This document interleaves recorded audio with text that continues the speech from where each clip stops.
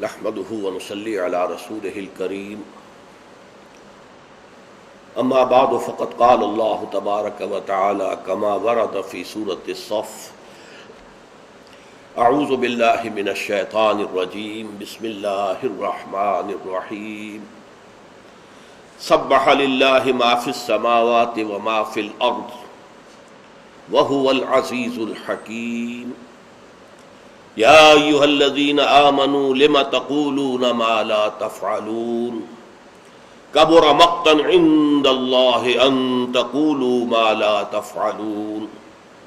إن الله يحب الذين يقاتلون في سبيله صفا كأنهم بنيان مرصوص وَإِذْ قَالَ مُوسَىٰ لِقَوْمِهِ يَا قَوْمِ لِمَ تُؤْذُونَنِي وَقَدْ تَعْلَمُونَ أَنِّي رَسُولُ اللَّهِ إِلَيْكُمْ فَلَمَّا زَاغُوا وَزَاغَ اللَّهُ قُلُوبَهُمْ وَاللَّهُ لَا يَهْدِي الْقَوْمَ الْفَاسِقِينَ وَإِذْ قَالَ عِيسَى ابْنُ مَرْيَمَ يَا بَنِي إِسْرَائِيلَ إِنِّي رَسُولُ اللَّهِ إِلَيْكُمْ مُصَدِّقًا لِمَا بَيْنَ يَدَيَّ مِنَ التَّوْرَاةِ وَمُبَشِّرًا بِرَسُولٍ يَأْتِي مِن بَعْدِ اسْمُهُ أَحْمَدُ فَلَمَّا جَاءَهُم بِالْبَيِّنَاتِ قَالُوا هَٰذَا سِحْرٌ مُّبِينٌ وَمَنْ أَظْلَمُ مِمَّنِ افْتَرَىٰ عَلَى اللَّهِ الْكَذِبَ وَهُوَ يُدْعَىٰ إِلَى الْإِسْلَامِ وَاللَّهُ لَا يَهْدِي الْقَوْمَ الظَّالِمِينَ يُرِيدُونَ لِيُطْفِئُوا نُورَ اللَّهِ بِأَفْوَاهِهِمْ واللہ متم نورہ ولو کرہ الکافرون صدق اللہ العظیم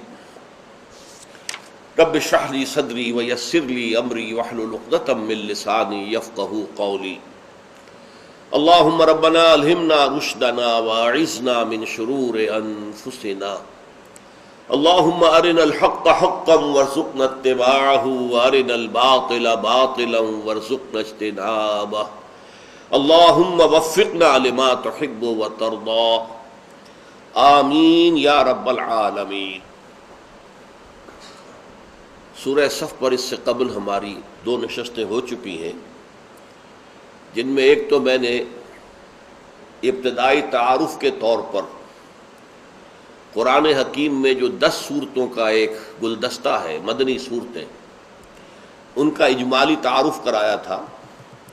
اور ان کے بعض مشترک اوصاف کا حوالہ دیا تھا۔ ان میں سے 2 چیزیں یاد کر لیجئے۔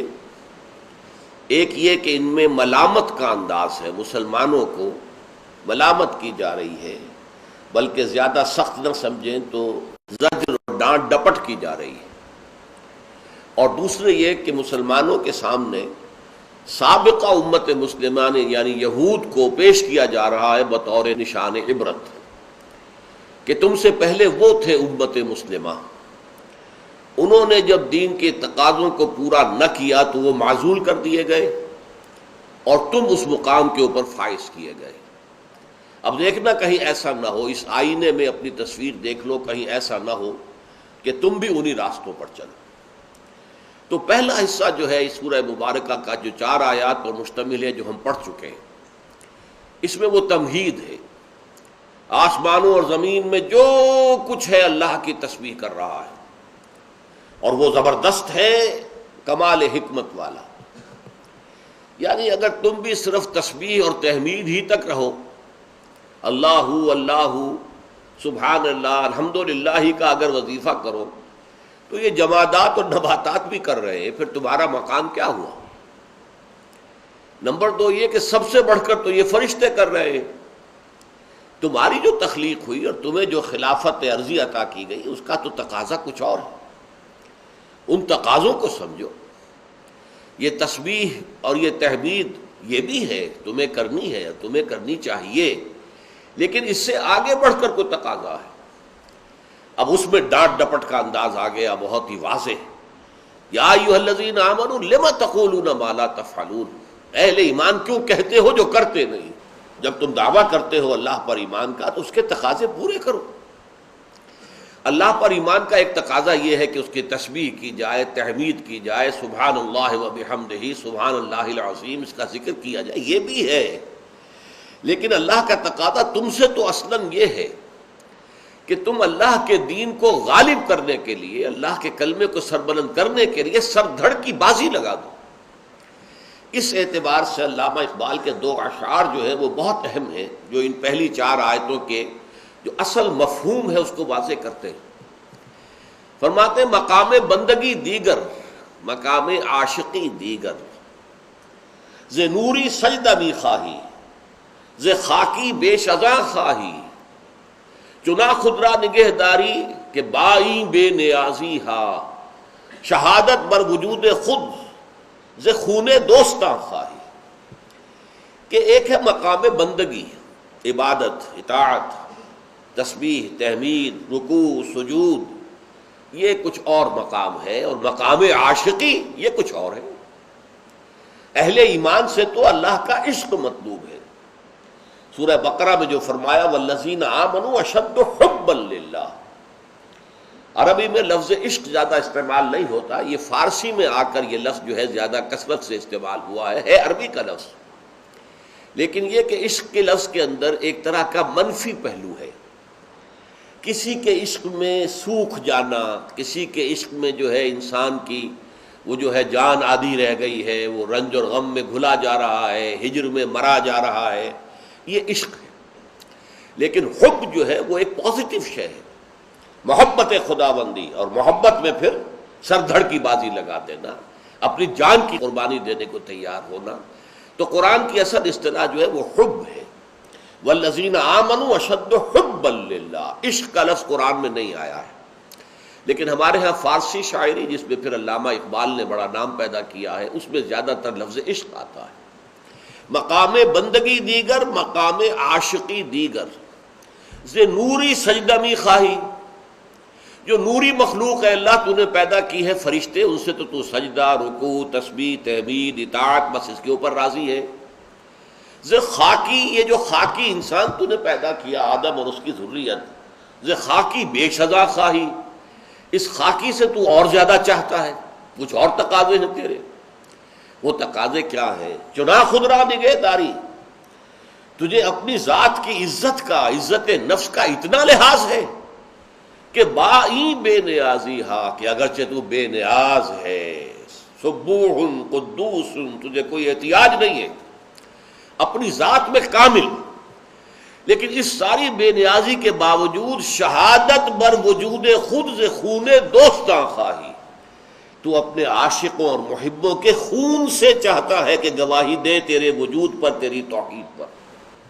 یہ جان دینا، گردن کٹوانا، جس کے لیے حضور کی حدیث بارہا آپ کو سنائی، لَوَدِدتُّ أَنْ أُقْتَلَ فِي سَبِيلِ اللَّهِ ثُمَّ أُحْيَا ثُمَّ أُقْتَلَ ثُمَّ أُحْيَا ثُمَّ أُقْتَلَ، میری بڑی خواہش ہے میں اللہ کی راہ میں قتل کیا جاؤں، پھر زندہ کیا جاؤں، پھر قتل کیا جاؤں، پھر زندہ کیا جاؤں، پھر قتل کیا جاؤں۔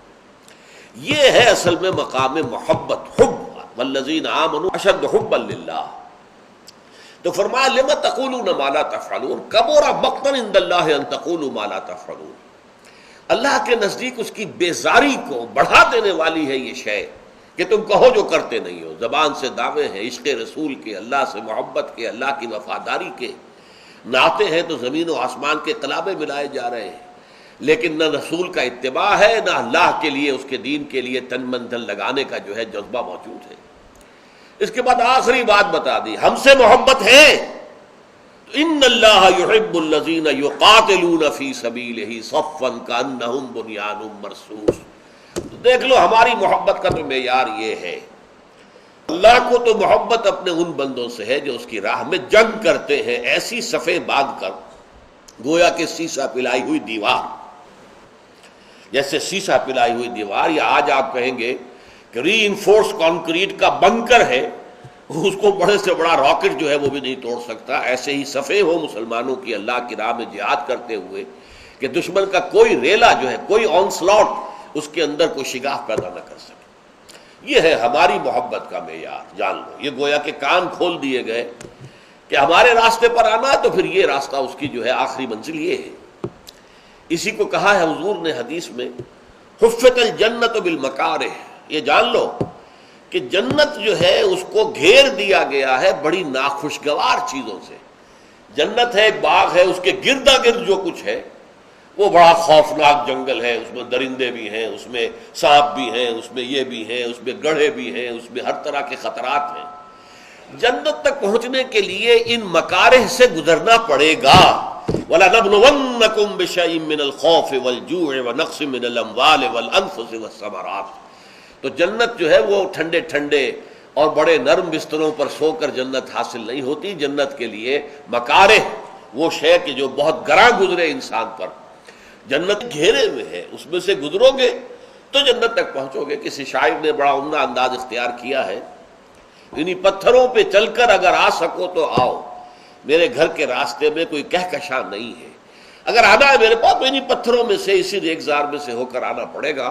کوئی کہکشاں نہیں ہے میرے راستے کے اندر۔ تو اسی طریقے سے اگر اللہ کو چاہتے ہو تو اللہ تعالیٰ کی محبوبیت کا مقام تو یہ ہے، ان اللہ یحب الذین یقاتلون فی سبیلہ صفا کانہم بنیان مرصوص۔ اب جو اگلی 4 آیات ہیں، ان میں بنی اسرائیل کی تاریخ کے 3 ادوار پیش کیے جا رہے ہیں۔ بنی اسرائیل جو ہم سے پہلے 2000 برس تک امت مسلمہ کے مقام پر فائز رہے، جن کے بارے میں صرف سورہ بقرہ میں 2 مرتبہ، اور بھی 2 جگہ پر آیا ہے ذرا مختلف الفاظ میں، لیکن سورہ بقرہ میں تو ایگزیکٹلی انہی الفاظ میں آیا، یا بنی اسرائیل اذکروا نعمتی التی انعمت علیکم وانی فضلتکم علی العالمین۔ اے بنی اسرائیل ذرا میرے انعامات و احسانات و اکرام کو جو میں نے تمہارا کیا یاد کرو، میں نے تمہیں تمام جہان والوں پر فضیلت دی۔ جس قوم کا یہ حال ہو، جس امت کے بارے میں قرآن یہ کہہ رہا ہے، یہ کوئی تورات کی آیت نہیں ہے، یہ کوئی تالمود کا جملہ نہیں ہے، قرآن ہے۔ 6 رکوع کی پہلی آیت بھی یہی ہے، اور ایگزیکٹلی یہی آیت جو ہے 15ویں رکوع کی پہلی ہے سورہ بقرہ۔ لیکن یہ کہ ایک بات نوٹ کر لیجئے، یہ اس سے پہلے کبھی میں نے نہیں کہی ہے، آج کہہ رہا ہوں۔ اصل میں حضرت موسیٰ علیہ السلام کا جو مشن تھا، اس میں جہاں دعوت توحید اور اللہ کے دین کی دعوت کا عنصر شامل تھا، یقیناً اس کے بغیر تو کوئی رسول ہو ہی نہیں سکتا، لیکن اس کے اندر ایک بہت نمایاں پہلو ایک قومی جذبہ تھا، ایک قوم کو ظلم سے نجات دلانا۔ بنی اسرائیل ایک قوم تھے، حضرت یعقوب علیہ السلام کے 12 بیٹوں سے 12 قبیلے، اور کچھ عرصہ مصر میں وہ بڑے شان کے ساتھ رہے، ٹھاٹھ کے ساتھ رہے، ان پر جو بادشاہ وقت تھا ان کی بڑی جو ہے وہ مہربانیاں تھیں، کرم فرمائیاں تھیں۔ کیا وجہ کیا ہے یہ ایک علیحدہ مسئلہ ہے، کیوں تھا وہ میں اس وقت ڈسکس نہیں کر سکتا۔ تو حضرت موسیٰ علیہ السلام گویا کہ دوہری بعثت کے ساتھ آئے، آل فرعون کو وہ رسول بن کر آئے کہ مانو مجھے اور میری اطاعت کرو، اعبدوا اللہ واطیعون، اور بنی اسرائیل کے لیے وہ نجات دہندہ بن کر آئے کہ انہیں فرعونیوں کے، آل فرعون کے مظالم سے اور سختیوں سے اور پرسیکیوشن سے اور ٹارچر سے نجات دلائے۔ اب جہاں قومی معاملہ ہوتا ہے وہاں ظاہر بات ہے کہ ذاتی تربیت، اخلاقی تربیت کا اتنا موقع نہیں ہوتا، وہ تو قوم کو بچانا ہے۔ قوم میں اچھے بھی ہیں، برے بھی ہیں، نیک بھی ہیں، بد بھی ہیں، شریر بھی ہیں، شریف بھی ہیں۔ اس اعتبار سے حضرت موسیٰ علیہ السلام کی جو قوم تھی، اگرچہ اللہ تعالیٰ نے 9 معجزات دکھائے آل فرعون کو، اور پھر ایک معجزے کے ذریعے سے ہی اس قوم کو نجات دی، لیکن یہ قوم تھی۔ اس قوم میں ایسے بھی تھے جو حضرت موسیٰ پر واقعی صدق دل سے ایمان رکھتے تھے، جیسے یوشع ابن نون، جوشوا جس کو کہتے ہیں بائبل میں، کالب ابن یفنہ۔ لیکن ایسے بھی تھے جو ڈھل مل تھے، کچھ مانتے تھے کچھ نہیں مانتے تھے، اور ایسے بھی تھے جو صرف اسرائیلی ہونے کی وجہ سے شامل تھے، ورنہ انہیں حضرت موسیٰ علیہ السلام کے اوپر کوئی ایمان، کوئی یقین نہیں تھا۔ چنانچہ یہ الفاظ آئے ہیں قرآن مجید میں کہ ما آمن بموسیٰ الا ذریۃ من قومہ، صرف کچھ لوگ نوجوان تھے جو ان کی قوم میں سے ان پر حقیقتاً ایمان لائے تھے، ورنہ اکثر و بیشتر لوگ جو ہے وہ ایک قومی جذبے کے ساتھ تھے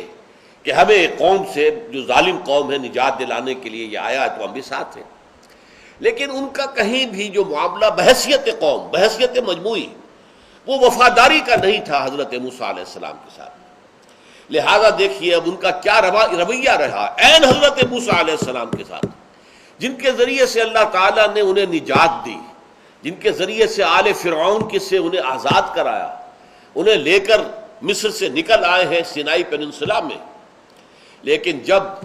وہ دین کا وہ تقاضا آیا کہ اب جان ہتھیلی پر رکھ کر نکلو میدان میں، قتال کرو، اب جنگ کرو، جیسے کہ ہجرت کے بعد مدینے میں وہ مرحلہ آ گیا محمد الرسول اللہ صلی اللہ علیہ وسلم کے ساتھیوں کے ساتھ، ایسے ہی حضرت موسیٰ ہجرت کر کے اپنی قوم کو لے کر سینائی پینسولا میں آ گئے، اور وہاں سے آگے اب جانا تھا ارض مقدس، وہی جو حضرت ابراہیم علیہ السلام کا مسکن تھا، حضرت اسحاق کا مسکن تھا، انبیاء کرام کا مسکن تھا، لہذا جس کو ارض مقدس کہا گیا ہے۔ آج جو آپ کو معلوم ہے دنیا کے اندر جو عالمی ٹکراؤ ہونے والا ہے وہ اسی ارض مقدس کے لیے ہونے والا ہے۔ یہودی چاہتے ہیں کہ اس پورے ارض مقدس پر ان کا غلبہ ہو، عیسائی چاہتے ہیں کہ ان کا غلبہ ہو، اور مسلمان جو کہ یوں سمجھیے 1400 برس سے اس ارض مقدس کے اوپر ان کا قبضہ ہے، ان کی حکومت ہے، ان کا تسلط ہے، اب ان کو جو ہے گویا کہ مجبور کیا جا رہا ہے کہ وہ اس سے دستبردار ہو جائیں۔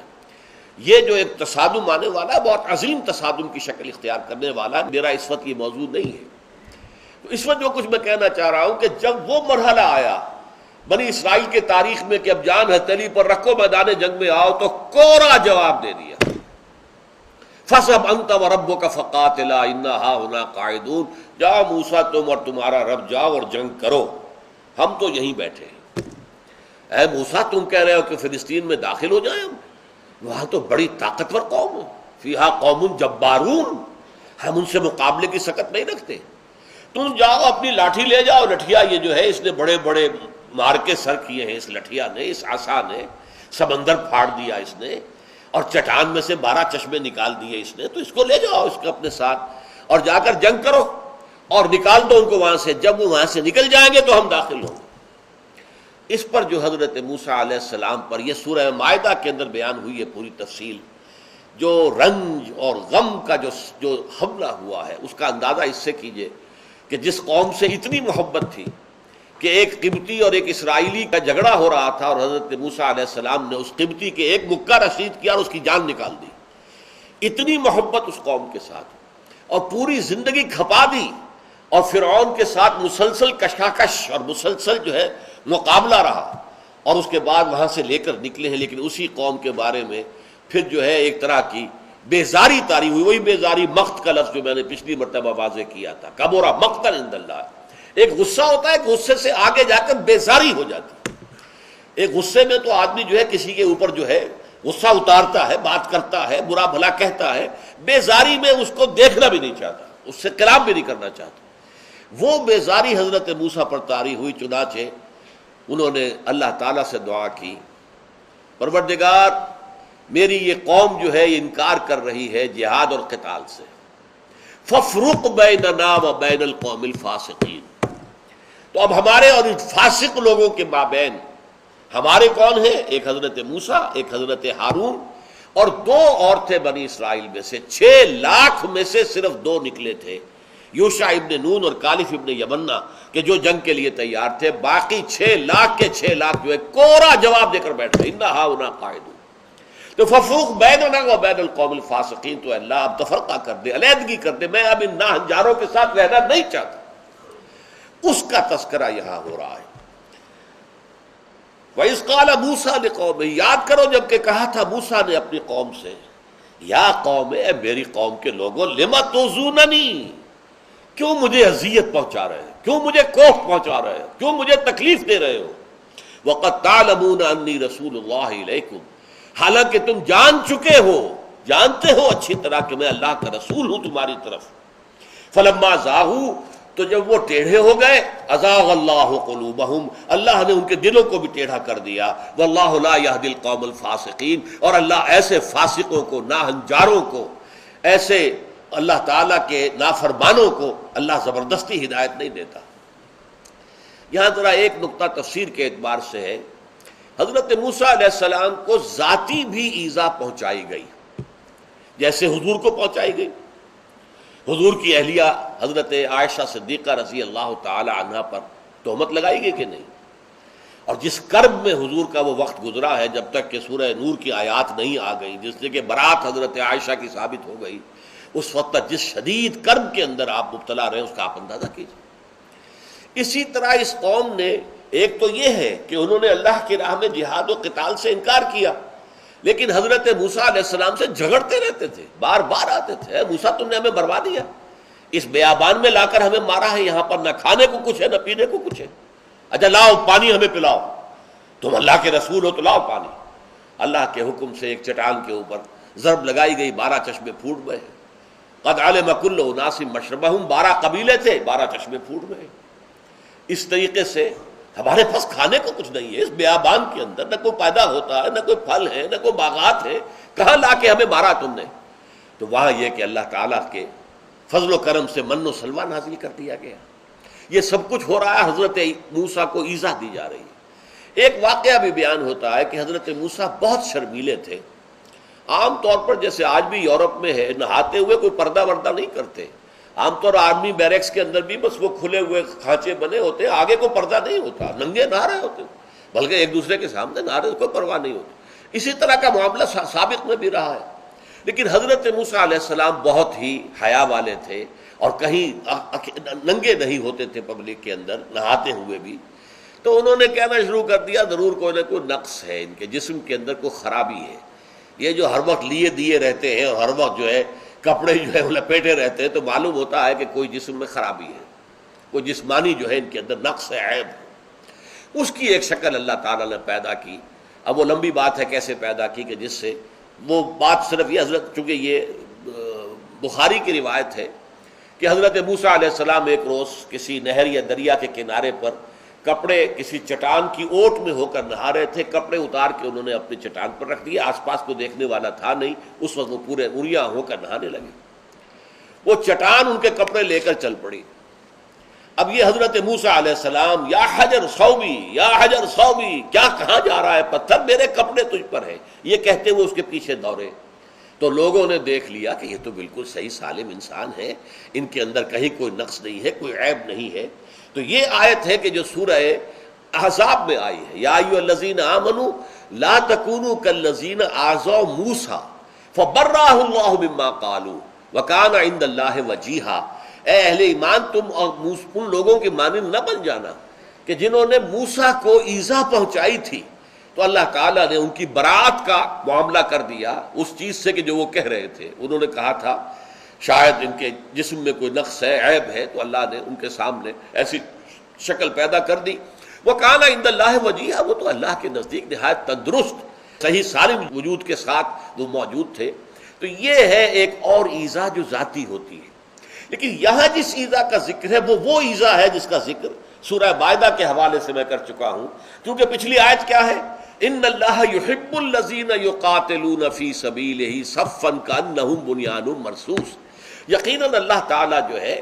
محبت کرتا ہے اپنے ان بندوں سے جو اس کی راہ میں جنگ کرتے ہیں، صفے باندھ کر گویا کہ سیسا پلائی ہوئی دیوار ہے۔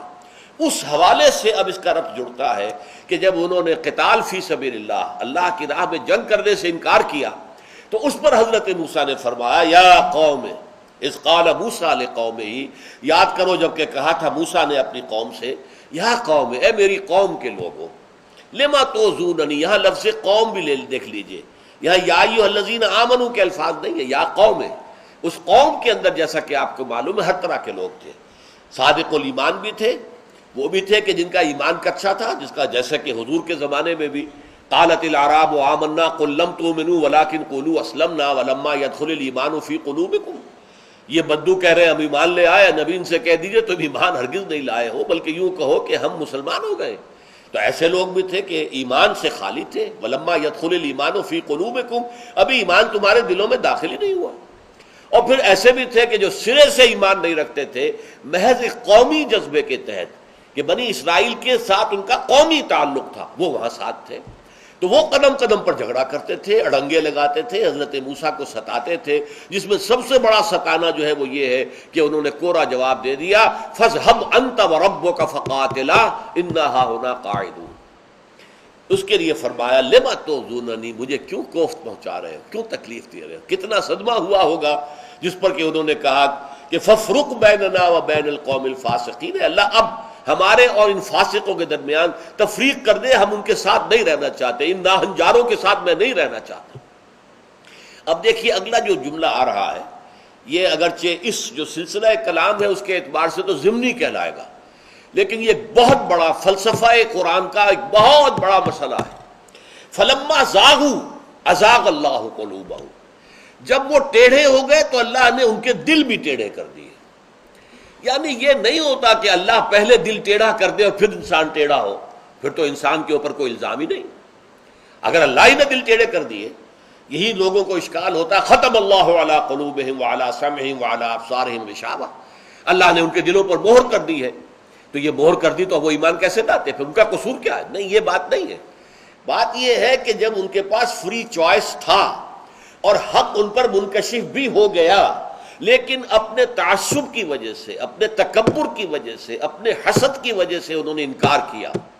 اس انکار پر اڑے رہے، بڑھتے چلے گئے، اختلاف ہی نہیں بلکہ مخالفت پر اتر آئے، ایذا رسانی پر اتر آئے، تو پھر ایک وقت آتا ہے کہ جس کو ہم کہتے ہیں انگریزی میں پوائنٹ آف نو ریٹرن، ایک ایسی انتہا کو انسان پہنچ جاتا ہے کہ اب واپسی کا کوئی امکان ہی نہیں۔ اس کو قرآن کہتا ہے ختم اللہ علی قلوبہم، اب ان کے دلوں پر مہر کر دی گئی۔ چنانچہ یہ آیت جو آئی ہے کب آئی ہے؟ سورہ بقرہ میں آئی ہے، ہجرت کے بعد، جبکہ 13 برس تک یا 12.5 برس تک مکے میں حضور دعوت دیتے رہے، حق مبرہن ہو گیا، واضح ہو گیا، پھر بھی ابو جہل اور ابو لہب اگر ایمان نہیں لائے تو یہ وہ لوگ تھے جن کے دلوں پر اب مہر کر دی گئی، اب یہ لوگ ایمان نہیں لائیں گے۔ تو اسی طریقے سے یہاں ہے کہ اصل میں فری چوائس انسان کے پاس ہے، اما شاکرا و اما کفورا، یہ چوائس ہم نے تمہیں دیا ہے، چاہو تو ہمارے شکر گزار بندے بنو اور چاہو تو ناشکرے ہو جاؤ، نافرمان بن جاؤ، یہ چوائس تمہارا ہے۔ لیکن اگر تم نے حق کے منکشف ہونے کے باوجود، اور اگر دل نے گواہی دے دی ہو کہ حق یہی ہے،